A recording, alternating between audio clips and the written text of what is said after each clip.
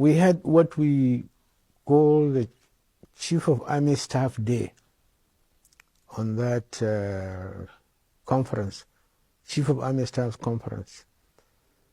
And General Anjuma was our Chief of Army Staff at that time, and we were having a conference on the reorganization of the Nigerian Army. And I also remembered in the morning at the Army headquarters in Lagos, they were all looking for me in the morning.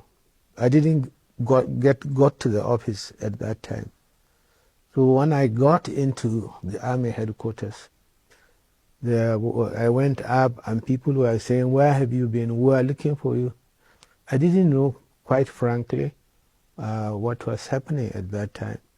So I looked at my watch and I said, "No," but I wasn't late. The conference was supposed to start at 9 o'clock. Then they said, somebody said, "Didn't you hear?" And it was, so I went up to go to see the Chief of Army Staff. I met General Akinriade, who said, "Ibrahim, where have you been? We have been looking for you all over the place." I said, "No, sir, I'm not late." He said, No, go to the chief. The chief wants to see you." "Didn't you hear?" I said, "What?" He said, "Go and see the Chief of Army Staff." So I went. The Chief of Army Staff, General T.Y. Danjuma, he said, "Ibrahim, where have you been? We have been looking for you." I said, "We are not late, sir." So he said, "Didn't you hear what happened?" I said, "No." He said, "Dimka, there was a coup d'etat. I want you to go and flush him out." And that's all he told me. That was the instruction.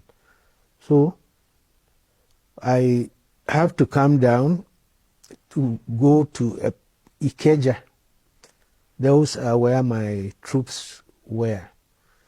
So I drove from Marina to Ikeja. At Ikeja barracks, my formation, my troops were stationed there. And as I moved along to go to Ikeja, a lot of thoughts were coming into my head at that time about whether my troops were loyal or what am I going to find at that time, and so on and so forth. Fortunately, I had very good soldiers at that time, 4th Regiment. They were very loyal. They were very, very, very loyal indeed. So I went into the cantonment. I had no problem whatsoever getting into the cantonment to go and join the troops. That was what happened. And according to, let me put it the way General Ifeanyi said it, he said you chased him out of Radio Nigeria or something like that. You chased him out. Now, what will you say is your most memorable moment in your career, in the entire career, holistically, in the military? Memorable one? Yes. My God, there are a lot of them. But I think the most memorable was when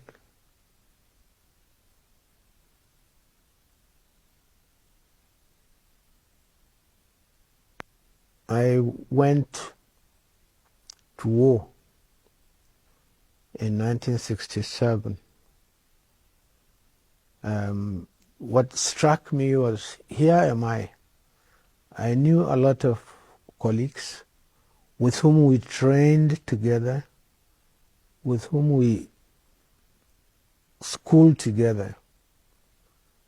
Now here am I facing them in war. I never imagined that I will find myself in a situation of war with people who have been my friends, who unfortunately were on the other side. That's quite touching. It was. Now, so how were you able to get over that eventually? Well, I think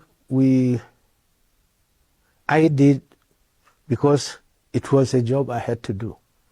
And maybe it is a job that they, on the other end, have to do. But I found that really, really very touching moment in my life. Thank you very much, sir. Like I said, it's going to be an iconic. These are things that ordinarily nobody will ever do. Right. Now, let's go to the beginning of your career as a military head of state. August 27, 1985. Tell us how it all went down. I had, it was a very interesting period. There had been a lot of, when the military boys plan coup, there had always been consultations, consultations and planning. And we carried out a lot of consultations at that time. And also coordinating even with the civilians themselves. The society at that time, maybe there were a lot of frustration within the society and so on and so forth. And in the military, they read situation before they ever embark into any of this coup. Because I will tell you a story. One of our seniors, Ibrahim Tayo, colonel who died during the same Dimka coup.